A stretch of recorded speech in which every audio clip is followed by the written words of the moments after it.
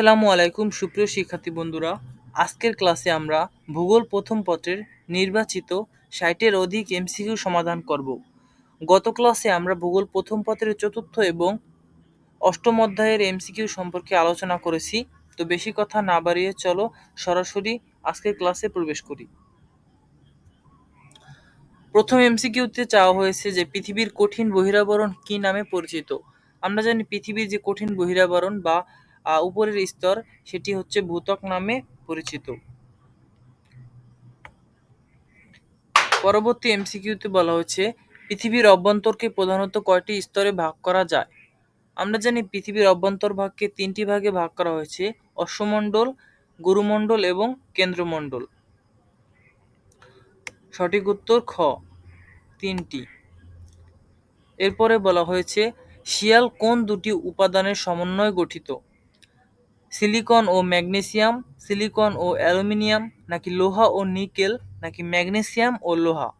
আমরা জানি শিয়াল স্তর হচ্ছে সিলিকন এবং অ্যালুমিনিয়াম দ্বারা গঠিত এবং সীমা স্তর হচ্ছে সিলিকন এবং ম্যাগনেসিয়াম দ্বারা গঠিত। সঠিক উত্তর খ, সিলিকন ও অ্যালুমিনিয়াম। এরপরে বলা হয়েছে কেন্দ্রমণ্ডলের প্রধান উপাদান কি? আমরা জানি কেন্দ্রমণ্ডলকে নাইফ বলা হয় কারণ কেন্দ্রমণ্ডল লোহা এবং নিকেলের সমন্বয়ে গঠিত। সুতরাং কেন্দ্রমণ্ডলের প্রধান উপাদানগুলো হচ্ছে লোহা ও নিকেল। এরপরে বলা হয়েছে হিমালয় পর্বতের ক্ষেত্রে কোনটি সঠিক? আগ্নেয় শিলায় গঠিত, নাকি চ্যুতি স্তূপ শ্রেণী, নাকি জীবাশ্ম পাওয়া যায় না, নাকি ভাস বিশিষ্ট।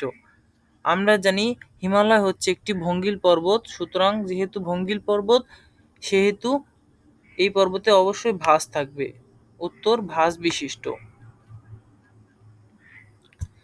এরপরে বলা হয়েছে বাংলাদেশের কোন অঞ্চল সোপান শ্রেণীর ভূমিরূপের অন্তর্গত? উত্তর হচ্ছে নওগাঁ।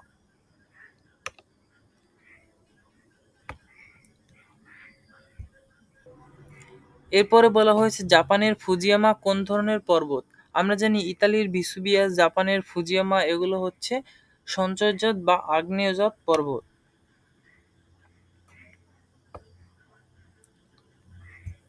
এরপরে বলা হয়েছে যে অশ্বমণ্ডল ও গুরুমণ্ডল বিচ্ছেদকারী তাকে কি বলে? অশ্বমণ্ডল এবং গুরুমণ্ডলকে বিচ্ছেদকারী যে রেখা তার নাম হচ্ছে কি? মহাবিযুক্তি রেখা। অশ্বমণ্ডল এবং গুরুমণ্ডলকে বিচ্ছেদকারী রেখাটি হচ্ছে মহাবিযুক্তি রেখা। এরপরে বলা হয়েছে স্রোতস সমভূমি কোনটি? স্রোতস সমভূমি হচ্ছে সুন্দরবন অঞ্চল।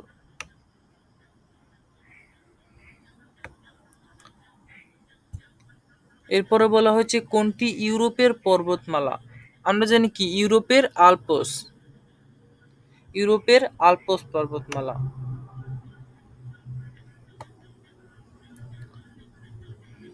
এরপরে হচ্ছে মোচাকৃতির পর্বত কোনটি? এখানে কিন্তু মোচাকৃতি পর্বত চাওয়া হয়েছে, গম্বুজাকৃতি চাওয়া হয়নি। যদি মোচাকৃতির পর্বত চাওয়া হয় তাহলে হবে আগ্নেয় পর্বত। সুতরাং উত্তর হচ্ছে আগ্নেয় পর্বত। আর যদি বলা হয় যে গম্বুজাকৃতির পর্বত কোনটি তাহলে হবে ল্যাকোলিথ পর্বত। এরপরে বলা হয়েছে হেনরি ও ব্ল্যাক হিলস কোন জাতীয় পর্বত? আমরা জানি হেনরি ও ব্ল্যাক হিলস হচ্ছে ল্যাকোলিথ পর্বত।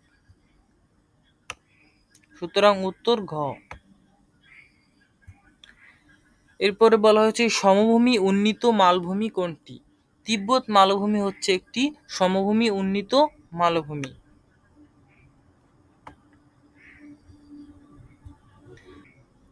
এরপরে বলা হয়েছে মালভূমি সৃষ্টির কারণ: ক ভূ আন্দোলন, খ ভূপৃষ্ঠের ক্ষয় সাধন, নাকি গ ভূপৃষ্ঠে লাভা সঞ্চয়। আমরা জানি এই 3টি কারণেই মালভূমি সৃষ্টি হয়। সুতরাং উত্তর ঘ, অর্থাৎ ভূ আন্দোলন, ভূপৃষ্ঠের ক্ষয় সাধন এবং ভূপৃষ্ঠে লাভা সঞ্চয়। এরপরে বলা হচ্ছে কোন ধরনের পর্বত স্তর ও জীবাশ্ম বিশিষ্ট? আমরা জানি ভঙ্গিল পর্বত স্তর বা ভাস এবং জীবাশ্ম বিশিষ্ট।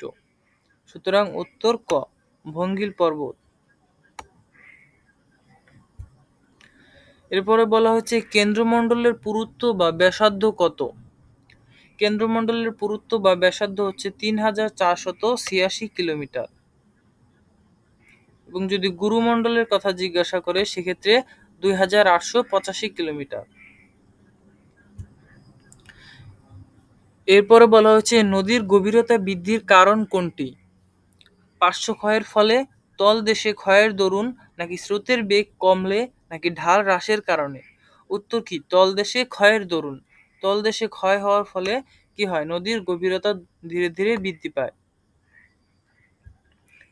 এরপরে আছে যে লৌহ কোন রাসায়নিক প্রক্রিয়ায় বিচূর্ণীভূত হয়? উত্তর হচ্ছে অক্সিডেশন। অক্সিডেশন প্রক্রিয়ায় লোহা বাইরে রাখলে ধীরে ধীরে মরিচা ধরে বিচূর্ণীভূত হয়। এই প্রক্রিয়াকে বলা হয় অক্সিডেশন। এরপরে আছে কি যমুনা নদীর উৎপত্তি কোথায়? আমরা জানি কি যমুনা নদীর উৎপত্তি হচ্ছে মানস সরোবরে। উত্তর ঘ। এরপরে বলা হচ্ছে বাংলাদেশের কোন অঞ্চলে বদ্বীপ অবস্থিত? বাংলাদেশের কোন অঞ্চলে বদ্বীপ অবস্থিত? উত্তর ঘ, দক্ষিণ পশ্চিমাঞ্চলে। বাংলাদেশের দক্ষিণ পশ্চিমাঞ্চলে বদ্বীপ অবস্থিত। এরপর বলা হচ্ছে সাঙ্গু নদী বাংলাদেশের কোন ভূপ্রকৃতি অঞ্চলের অন্তর্গত? পাহাড়ি ভূমি। সাঙ্গু নদী হচ্ছে পাহাড়ি ভূমির অন্তর্গত। এরপরে বলা হচ্ছে আলী মিয়া তার গ্রামের বাড়িতে এবং কৃষি জমিতে প্রায়ই কিছু ছোট ছোট গর্ত দেখতে পায় এবং গর্তগুলোর চারপাশে মাটি জমানো থাকে। এখন প্রশ্নে চাওয়া হয়েছে যে উপরের উদ্দীপকটি পড়ো এবং নিচের প্রশ্নের উত্তর দাও। বলা হয়েছে যে উদ্দীপকের প্রক্রিয়াটি কোনটি? নগ্নীভবন, নাকি বিচূর্ণীভবন, ক্ষয়ীভবন, নাকি অপসারণ? আমরা জানি এটি হচ্ছে বিচূর্ণীভবন। উত্তর খ। এরপরে বলা হচ্ছে রিখটার স্কেলের মাধ্যমে কি পরিমাপ করা হয়? আমরা জানি রিখটার স্কেলের মাধ্যমে ভূমিকম্পের তীব্রতা মাপা হয়। সুতরাং উত্তর খ, ভূমিকম্পের তীব্রতা।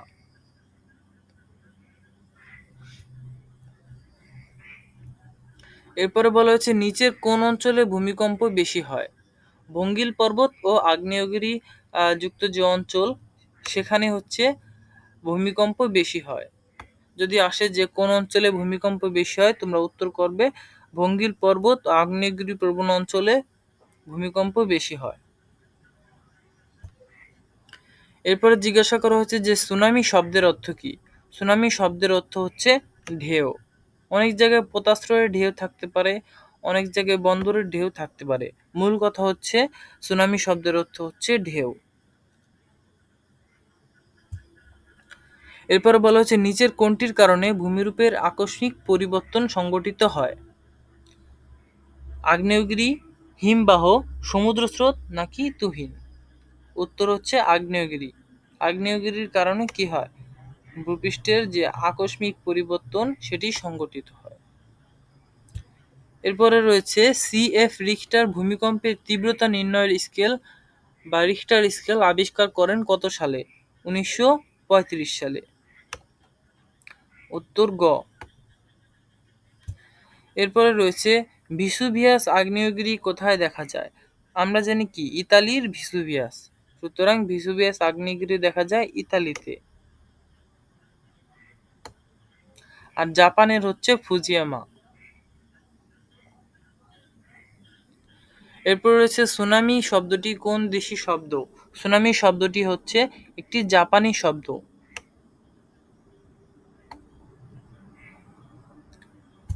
এরপরে রয়েছে পদ্মার শাখা নদী কোনটি?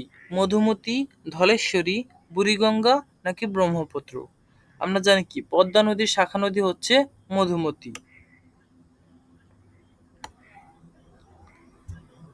এরপরে রয়েছে বুড়িগঙ্গা কোন নদীর শাখা নদী? বুড়িগঙ্গা হচ্ছে যমুনা নদীর শাখা নদী। বুড়িগঙ্গা হচ্ছে যমুনা নদীর শাখা নদী। উত্তর গ। এরপরে বলা হচ্ছে মেঘনা নদীর উপনদী কোনটি? মেঘনার উপনদী হচ্ছে ধলেশ্বরী। উত্তর ক, মেঘনার উপনদী হচ্ছে ধলেশ্বরী। এরপরে বলা হচ্ছে বাংলাদেশের জলসীমায় উৎপত্তি লাভ করে বাংলাদেশের জলসীমায় সমাপ্তি ঘটেছে কোন নদী? অর্থাৎ এমন একটি নদীর কথা বলা হয়েছে যেটি উৎপত্তি হয়েছে বাংলাদেশে এবং বাংলাদেশে এর সমাপ্তি ঘটেছে, সেটি হচ্ছে হালদা নদী। এই এই এমসিকিউটা কিন্তু বেশি গুরুত্বপূর্ণ। এরপরে বলা হচ্ছে নদীর এখানে সঞ্চয়জাত হবে, নদীর সঞ্চয়জাত ভূমিরূপ নয় কোনটি? উত্তর জলপ্রপাত। জলপ্রপাত হচ্ছে নদীর সঞ্চয়জাত ভূমিরূপ নয়। এরপরে বলা হচ্ছে পৃথিবীর অভ্যন্তরীণ ক্রিয়াকলাপের ফলে ভূ অভ্যন্তরের উপরিভাগে যে ধরনের পরিবর্তন হয় তা হলো ক ভূ আলোড়ন, খ ভূমিকম্প, গ ভূমিধস। নিচের কোনটি সঠিক? আমরা জানি পৃথিবীর অভ্যন্তরীণ ক্রিয়াকলাপের ফলে তিনটি বিষয়ই সংঘটিত হয়, সুতরাং উত্তর ঘ। এরপরে বলা হচ্ছে সবচেয়ে উঁচুতে গঠিত মেঘ কোনটি? আমরা জানি সবচেয়ে উঁচু স্তরের যে মেঘ সেটির নাম হচ্ছে কি পালক। সবচেয়ে উঁচুতে গঠিত মেঘ হচ্ছে পালক, উত্তর খ। এরপরে আছে বায়ুতে কিসের উপস্থিতি আর্দ্রতা নির্দেশ করে? বায়ুতে জলীয় বাষ্পের উপস্থিতি আর্দ্রতা নির্দেশ করে, উত্তর ক। এরপরে আছে কোনটি আবহাওয়ার উপাদান নয়? অক্ষাংশ আবহাওয়ার উপাদান নয়, উত্তর গ।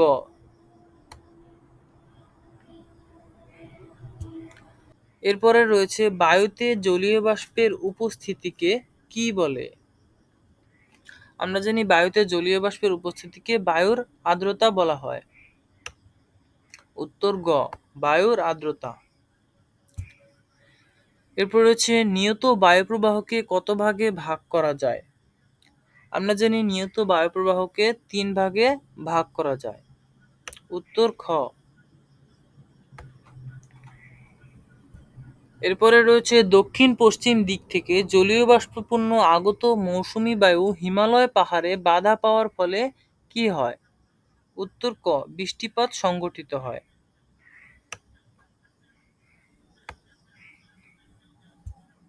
এরপরে রয়েছে ভূমির বন্ধুরতার কারণে যে বৃষ্টিপাত সংঘটিত হয় তাকে কি বলে?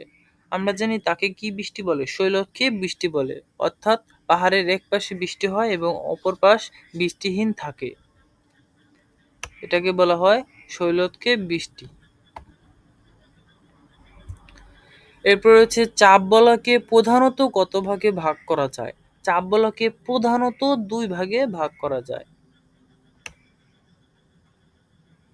উত্তর ক।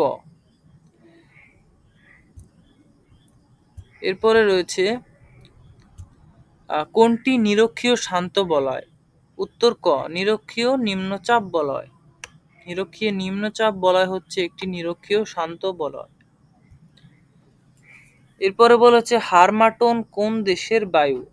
উত্তর খ আফ্রিকা। হারমাটন আফ্রিকার একটি বায়ু।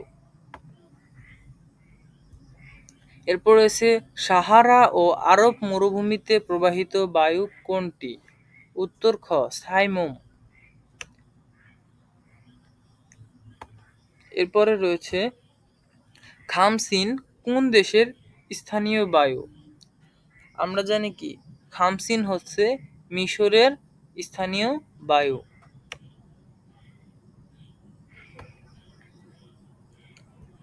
এরপরে রয়েছে নিম্ন আকাশের মেঘ কোনটি?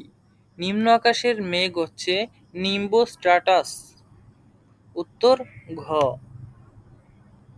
এরপরে রয়েছে ক্রান্তীয় ও নাতিশীতোষ্ণ অঞ্চলে কোন ধরনের বৃষ্টিপাত হয়? আমরা জানি কি ক্রান্তীয় ও নাতিশীতোষ্ণ অঞ্চলে ঘূর্ণিবৃষ্টি বেশি সংঘটিত হয়, উত্তর গ ঘূর্ণিবৃষ্টি। এরপরে রয়েছে কালবৈশাখী ঝড়ের উৎপত্তি হয় কোন দিক থেকে?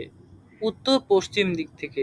এটা কিন্তু বারবার আসে এই এমসিকিউটি, যে কালবৈশাখী ঝড়ের উৎপত্তি হয় কোন দিক থেকে? উত্তর পশ্চিম দিক থেকে। এরপরে বলা হয়েছে যে জলীয় বাষ্পপূর্ণ বায়ু পর্বত বা উচ্চভূমিতে বাধাপ্রাপ্ত হয়ে এক ধরনের বৃষ্টিপাত ঘটায়। প্রশ্নে চাওয়া হয়েছে যে উদ্দীপকে কোন বৃষ্টিপাতের কথা বলা হয়েছে।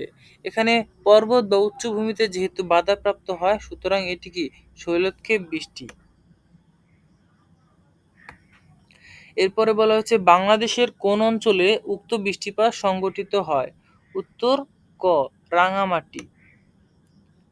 শৈলক্ষেপ বৃষ্টি কোন অঞ্চলে সংঘটিত হয়? রাঙামাটি। এরপরে বলা হচ্ছে জলবায়ুর উপাদান কোনটি, অর্থাৎ জলবায়ুর উপাদান হচ্ছে এখানে তাপমাত্রা। উত্তর গ। এরপরে রয়েছে উত্তর গোলার্ধে অয়নবায়ু প্রবাহিত হয় কোন দিক থেকে। উত্তর গোলার্ধে অয়নবায়ু প্রবাহিত হয় উত্তর পূর্ব দিকে, এবং দেখো আমি এখানে একটি নোট দিয়েছি যে দক্ষিণ গোলার্ধে অয়নবায়ু প্রবাহিত হয় দক্ষিণ পূর্ব দিকে। খুবই সহজ মনে রাখা, উত্তর গোলার্ধ উত্তর পূর্ব দিকে, দক্ষিণ গোলার্ধ দক্ষিণ পূর্ব দিকে। এরপরে রয়েছে যে পৃথিবীর অধিকাংশ মরুভূমি মহাদেশের পশ্চিমাংশে অবস্থিত কেন। উত্তর হচ্ছে পশ্চিমা বায়ুর জন্য।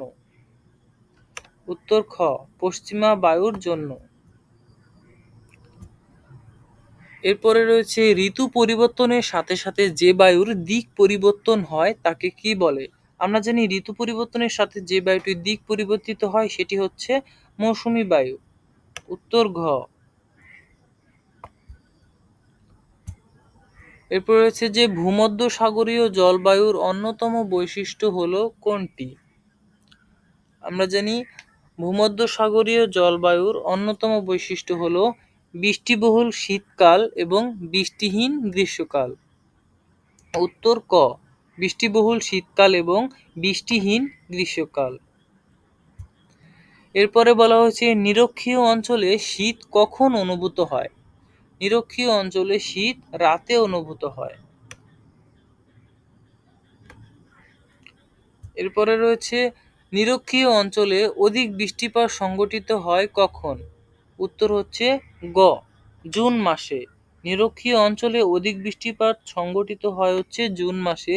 এবং দেখো আমি আরো জানার জন্য লিখে দিয়েছি যে মৌসুমী জলবায়ু অঞ্চলে অধিক বৃষ্টিপাত হয় জুলাই মাসে, এবং ভূমধ্যসাগরীয় জলবায়ু অঞ্চলে বেশি বৃষ্টিপাত হয় হচ্ছে জানুয়ারি মাসে।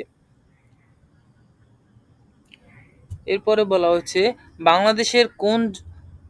বাংলাদেশ কোন জলবায়ু অঞ্চলের অন্তর্গত।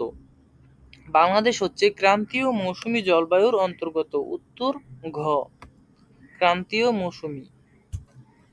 এরপরে বলা হয়েছে নিচের কোন জেলায় বৃষ্টিপাত বেশি হয়। উত্তর মৌলভীবাজার। ঘ মৌলভীবাজার।